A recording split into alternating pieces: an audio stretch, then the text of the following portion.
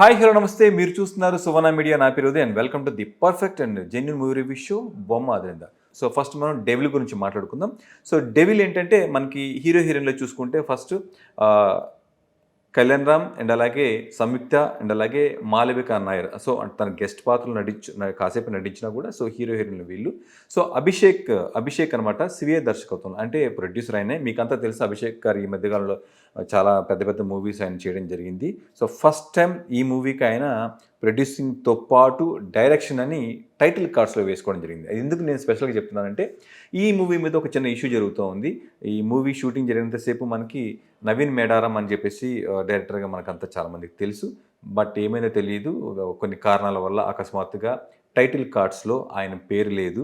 So direction name టైటిల్లో మనకి అభిషేక్ పేరు అంటే ఆయన ప్రొడ్యూసర్ కమ్ డైరెక్టర్గా తన పేరే వేసుకోవడం జరిగింది. సో ఇది దీని మీద టెక్నికల్గా.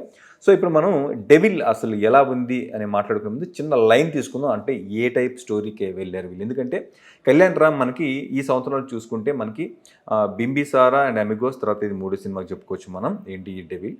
సో మనకి ఈ సినిమా ఏంటంటే కాస్త పీరియాడిక్ అంటే దేశభక్తితో కూడిన ఒక స్పై స్టోరీ అనమాట. అంటే అట్లా పూర్తిగా దేశభక్తికి సంబంధించింది లాగా ఉండదు, అట్లా అని స్పై మూవీ లాగా ఉండదు.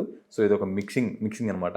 సో దీనికి నాకు తెలిసి ఇన్స్పిరేషన్గా మనకి కళ్యాణ్ రామ్ గారు బింబిసారాతో అంటే ఒక ఫ్యాంటసీ యాక్షన్ మూవీతో మనకి సూపర్ డూపర్ హిట్ కొట్టడం జరిగింది.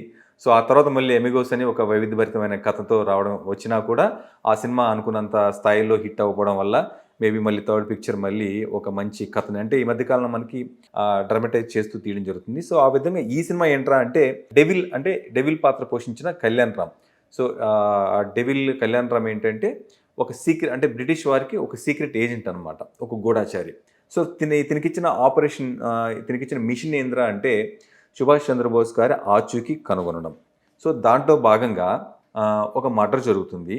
ఒక జమీందారీ వంశంలో వాళ్ళ కూతుర్ని చంపేయడం జరుగుతుంది.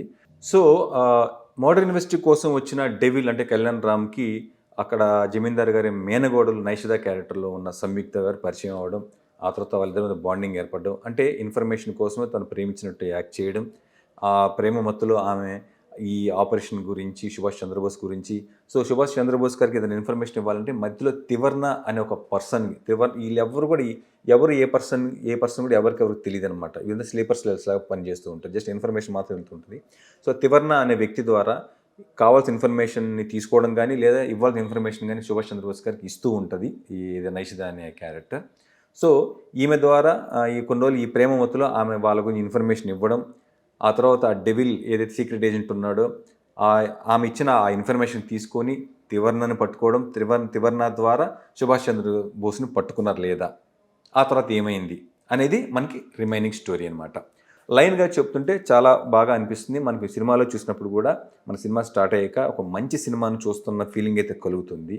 ఫస్ట్ హాఫ్ అంతా చాలా సోగా వెళ్తుంది. ఎందుకంటే ఇది అచ్చంగా మన సినిమా చూసినప్పుడు మనకి ఇది ఒక పీరియడిక్ మూవీనా, ఆ రేంజ్లో మనలో రోమాలు నెక్కబడుచుకునేంత సన్నివేశాలు ఉండాలి. సో దేశం కోసం ఉన్నప్పుడు మనకి చాలా సినిమాలు దేశం బ్యాక్గ్రౌండ్ తీసుకుంటే మనకి అప్పట్లో ఆ స్టోరీని తీసుకుంటే మనకి రోమాలు నెక్కబడుచుకునే ఇలాంటి సన్నివేశాలు మనకి చాలా రాసుకోవచ్చు. అట్లా మనల్ని ఒక ఎమోషనల్గా ఇది మనలో కలిగించవచ్చు. బట్ అలాంటి సన్నివేశాలు దీంట్లో రావు. పోనీ అచ్చంగా ఒక స్పై మూవీ లాగా చేశారా అంటే అది కాదు. ఇది రెండు మిక్స్ చేసి కలగూరు గంపలా చేసేసి పూర్తిగా ఇది అటు ఒక గూఢాచారికి సంబంధించిన స్టోరీలో ఉన్న మలుపులు కావచ్చు, ట్విస్టులు, ఇలాంటివన్నీ ఒక ఇంట్రెస్టింగ్ ఎలిమెంట్స్ తోటి అట్లా వెళ్ళిందంటే అలా వెళ్ళలేదు. లేదు పూర్తిగా దేశభక్తికి సంబంధించి అట్లా వెళ్ళిందంటే అలా వెళ్ళలేదు. ఇది ఎటు కాకుండా ఒక మిక్స్డ్ ఒక డ్రైవ్ చేయడం జరిగింది. అట్లాగే మన కళ్యాణ్ రామ్ క్యారెక్టర్ కూడా కాసేపు కామెడీ చేస్తాడు, కాసేపు గూఢాచారిలాగా ప్రవర్తిస్తాడు, కాసేపు ఏమో ఒక మాస్ హీరోలాగా. అంటే పర్టిక్యులర్గా ఒక క్యారెక్టర్ని డిజైన్ చేసి ఇట్లా ఉండాలి అని అయితే మన కళ్యాణ్ రామ్లో డిజైన్ చేయలేదు. సో అక్కడ మనకు అదొక మైనస్ లాగా కనిపిస్తుంది. ఆ తర్వాత స్టోరీ చూసుకుంటే ఇంత మంచి లైన్ తీసుకొని కూడా మంచి ట్విస్టులతోటి వెళ్తుందా అంటే స్టోరీ అలా వెళ్తుంది. నిజంగా చాలా మంచి లైన్. సుభాష్ చంద్రబోస్ అనగానే చాలామంది ప్రేక్షకులు ఒక రకమైన ఇది కలుగుతుంది. మంచి ఎలిమెంట్స్ ఉన్నాయి, ఆయన బేస్ చేసుకున్న సినిమాని చాలా బాగా రాసుకోవచ్చు. కానీ ఆ విధంగా రాసుకోలేదు. ఓవరాల్గా అంటే మైనస్ లేని స్క్రీన్ ప్లే ఒకటి చూసుకోవచ్చు. ఆ ఫస్ట్ హాఫ్ ఇంటర్వెల్ వరకు మనకి మనకి కాస్త సాగదీతలాగా అట్లా వెళ్తూ ఉంటుంది. మనకి ఆ మలుపులు ఆకట్టుకోవు. రెండిటికి సంబంధించిన ఏది కూడా కరెక్ట్గా అటు స్పై కాదు, ఇటు పీరియాడిక్ మూవీ కాదు. సో ఈ విధంగా ఒక కన్ఫ్యూజన్లో వెళ్తూ ఉంటుంది. ప్లస్ల పరంగా చూసుకుంటే మాత్రం మనకి ఇంటర్వెల్ బ్యాంగ్ అనేది దీంట్లో ఒక ప్లస్. ఒక మంచి బ్యాంగ్ తోటి ఇంటర్వెల్ వస్తుంది. సో అక్కడి నుంచే మనం నిజం చెప్పాలంటే ఫస్ట్ హాఫ్ చాలా సోసోగా వెళ్తుంది. ఇంటర్వెల్ బ్యాంగ్ తోటి మంచి ట్విస్ట్ తోటి ఇంటర్వెల్ వచ్చాక మనకి అక్కడి నుంచి కాస్త ఇంట్రెస్ట్ కలుగుతుంది. సెకండ్ హాఫ్ కూడా ఇంకా అట్లాగే స్టార్ట్ అవుద్ది బాగా చక్కగా. సెకండ్ హాఫ్ని కాస్త గ్రిప్పింగ్గా తీసుకెళ్ళడం జరిగింది. మనకి ఏదైతే అనుకున్నామో కాస్త ట్విస్టులు కానీ మలుపులు కానీ కాస్త ఇంట్రెస్టింగ్ ఎలిమెంట్స్ తోటి సెకండ్ హాఫ్లో మనకు అక్కడక్కడ కనపడుతుంది. సో అక్కడక్కడ మనల్ని మెప్పిస్తుంది అనమాట. ముఖ్యంగా ఈ మూవీ కెమెరా గురించి చెప్పుకోవాలి, కాస్ట్యూమ్స్ గురించి చెప్పుకోవాలి, అండ్ అలాగే మనకి సెట్స్ గురించి చెప్పుకోవాలి. ఎందుకంటే ఇది లైన్ ఏంటంటే మనకి 1940s 35, 30 ఈ ప్రాంతంలో జరిగే స్టోరీ కాబట్టి మనకి ఆ కాలంలో ఎలా ఉన్నాయి లొకేషన్స్ అచ్చంగా అలాగే చూపించారు. ఆ కాలంలో వేషధారణ ఎలా ఉండేది అచ్చంగా అలా కాస్ట్యూమ్స్ వేసుకోవడం జరిగింది. హెయిర్ స్టైల్ ఎలా ఉండేది ఇదంతా మనకి ఒక ఫ్రేమ్ పెడితే ఆ ఫ్రేమ్ అంతా కూడా మనకి ఆ పాతకాలంలో చూసిన ఇదే మనకు కనపడింది. సో అక్కడ వరకు ప్లస్ అదంతా ముఖ్యంగా మార్కులు వాళ్ళకి ఇచ్చేసేయాలి. కెమెరాకి ఇచ్చేయచ్చు, లొకేషన్స్కి ఇచ్చేయచ్చు, కాస్ట్యూమ్ డిజైనర్కి ఇచ్చేయచ్చు. అంటే పెర్ఫార్మెన్స్ బాగానే కళ్యాణ్ ఎలాగో మనకు తెలుసు బాగానే చేస్తాడు కదా. డిజైనింగ్ బాగా చేయలేదు కానీ క్యారెక్టర్ని పెర్ఫార్మెన్స్ ఆయన ఉన్నంత పెర్ఫార్మెన్స్ అంటే డైరెక్షనే ప్రాబ్లం. డైరెక్షన్లోనే ఎక్కడో మనకి ఆ తేడా ఒక లోటు అనేది కనబడుతుంది. మాళవిక నాయర్ అతిథి అని కాదు కానీ ఒక ముఖ్యమైన పాత్ర, బట్ నిడివి తక్కువ ఉంటుంది, బట్ ఉన్నంతలో తను బాగా చేయడం జరిగింది. ఇక రిమైనింగ్ అంటే పెద్ద చెప్పుకునే పాత్రలు ఏముండవు. అక్కడక్కడ ఉన్న వరకు ఆర్టిస్టుల వరకు బాగానే చేశారు.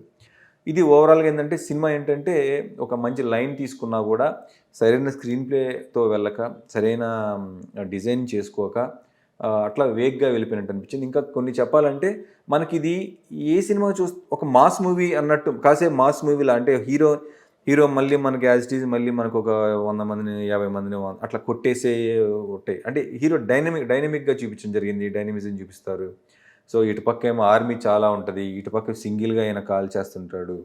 ఇది కొద్దిగా ఏంటంటే మనకి కాస్త ఎబ్బెట్టుగా అనిపించింది. అంటే ఇది ఏ జోనర్ అనేది మనకి సినిమా చూస్తున్నంతసేపు మనకు పర్టికులర్గా పలానా జోనర్లో అలా ఏముండదు. తీసుకుందేమో పీరియాడిక్ సినిమా బ్యాక్గ్రౌండ్ అనేది తీసుకున్నారు, ఒక గూఢాచారి బేస్డ్ చేసుకొని తీసుకున్నారు. కానీ అతన్నేమో ఒక మాస్ హీరో లాగా మిగతా సినిమాలు ఒక బాహుబలి ఇట్లాంటి కొన్ని సినిమాలు ఉంటాయి మనకి, భయపడే సినిమాలు ఎట్లా కొట్టేస్తాయి ఇట్లా లైక్ ఏంటంటే ఒక మాస్ ఎలిమెంట్స్తో హీరోయిన్ క్యారెక్టర్ డిజైన్ చేసుకొని అట్లా అనమాట. అంటే ఇది కూడా కాస్త రియలిస్టిక్గా స్పై ఏం చేస్తాడు, ఏం చేయగలడు ఇట్లా కొద్దిగా వెళ్ళుంటే కథ ఇంట్రెస్టింగ్ అనిపించేది. ఇంట్రెస్టింగ్ అనిపిస్తున్న మధ్యలో వీళ్ళు ఇట్లాంటి పెట్టేసి మళ్ళీ తేలిపెట్టేట్టు చేశారనమాట. సో ఎట్లా ఏంటంటే ఇక్కడ దర్శకత్వ లోపం అయితే బాగా కనపడింది. స్క్రీన్ ప్లే సరిగ్గా రాసుకోలేదు. అట్లా మేబీ ఆ ఇష్యూ ఏదో ఉంది. డైరెక్టర్ క్రియేటివ్ ఇవ్వలేదు వీళ్ళు. డైరెక్టర్కి వీళ్ళకి ఏదో ప్రాబ్లం జరిగింది. దానివల్ల మిగతాదంతా ఇట్లా వెళ్ళిందా, లేదా ఆయన పక్కన పెట్టి ఈయనే డైరెక్షన్ చేశాడా, లేకపోతే ఆయన మొత్తం ఆయన డైరెక్షన్ ఇలా ఉందా అనేది ఇక్కడ ఏదో పెద్ద లోపల ఏదో ఒక ప్రాబ్లం అయితే ఉంది. కాబట్టి మనం దాని ఇంతకు మించి మనకు సమాచారం ఏం లేదు.